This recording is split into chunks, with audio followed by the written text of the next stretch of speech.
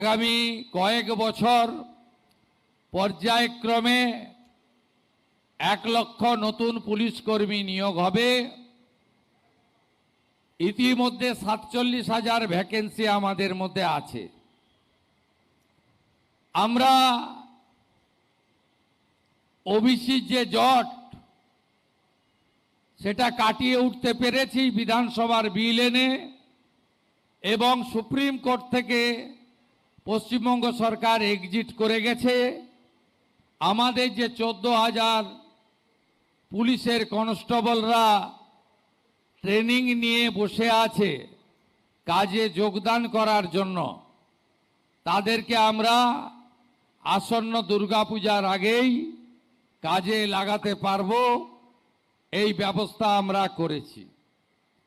আমরা পুলিশ কর্মীদের আবাসন, পুলিশ কর্মীদের কর্মস্থল, যেখানে পুলিশের লোকেরা কমিউনিটিতে থাকে